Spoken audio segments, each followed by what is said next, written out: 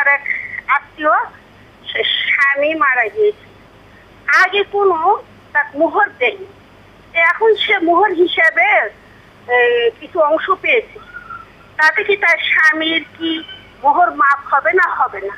স্বামী মারা গেছে আর স্বামী জীবিত অবস্থায় মোহর পরিশোধ করতে পারেননি, মারা যাওয়ার পরে মোহর হিসেবে তাকে যদি কিছু সম্পদ দেয়া হয়ে থাকে উচিত, এটা শরীয়তের নির্দেশনা। যদি কোনো পুরুষ মোহরটা জীবিত অবস্থায় পরিশোধ করতে না পারে তাহলে তার অবশিষ্ট সম্পদ বন্টন করার আগে তার ঋণ পরিশোধ করতে হবে। আর ঋণের মধ্যে অন্যতম ঋণ হলো স্ত্রীর মোহর। কারণ আল্লাহ তাআলা কোরআনুল কারীমে সালাত বা নামাজ ফরজ করেছেন, ফরজ শব্দ বলেননি, বলেছেন আকিমুস সালাহ। রোজা ফরজ করেছেন, ফরজ শব্দ বলেননি, বলেছেন কুতিবা আলাইকুমুস সিয়াম। হজ ফরজ করেছেন, ফরজ শব্দ বলেননি, বলেছেন ওয়া আতিম্মুল হজ্জ ওয়াল উমরাতা লিল্লাহ। কিন্তু স্বামী বর বিয়ে করবে আর স্ত্রী তার জন্যে মোহরটা ফরজ হিসেবে আদায় করবে। কোরআনুল কারীমে আল্লাহ তাআলা 4 বার ফরজ শব্দ দিয়ে এই মোহরের কথা বলেছেন।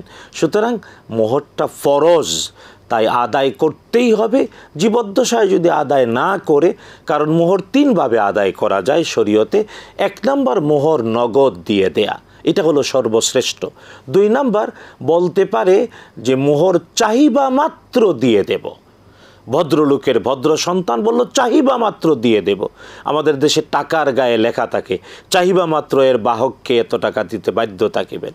তো হ্যাঁ, যদি ভদ্রলোকের ভদ্র সন্তান বংশীয় মর্যাদায় চাহিবা মাত্র দিয়ে দেব বলে, চাওয়া মাত্র দিয়ে দেবে, এইভাবে আদায় হবে। 3 নম্বর একটা নির্দিষ্ট সময়ক্ষণ বলবে যে অমুক বছরের অমুক মাসের অমুক তারিখের মধ্যে দিয়ে দেব। যদিও দুর্ভাগ্য আমাদের দেশে এটা অনেকে বুঝে না, তাই এমনিই বাকি রেখে দেয়।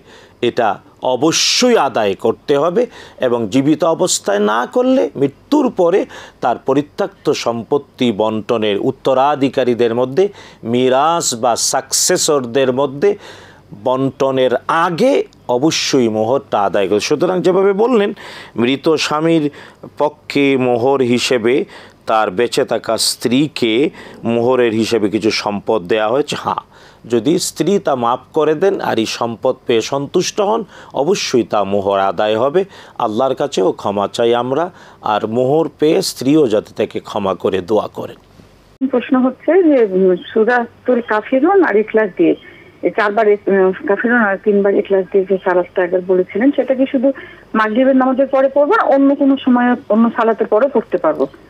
জি হ্যাঁ, প্রথম হলো যে এটা একটা কৌশলগত বিষয়। আমরা বলেছিলাম যদি কেউ চান যে সুন্নাহ দ্বারা প্রমাণিত বাস্তবতায় 2 রাকাত সালাতে 2 খতমের সওয়াব নেবেন, 30 পারা 2 রাকাতে পড়ার, 2 রাকাতে 2 বার 30 পারা পড়ার মর্যাদা নিতে চান, তাহলে সুন্নায় প্রমাণিত রাসূলুল্লাহ সাল্লাল্লাহু আলাইহি ওয়াসাল্লাম ইরশাদ করেছেন যে ব্যক্তি সূরাতুল কাফিরুন 4 বার পড়ে সে 30 পারা কোরআনুল কারীম পড়ার মর্যাদা পাবে।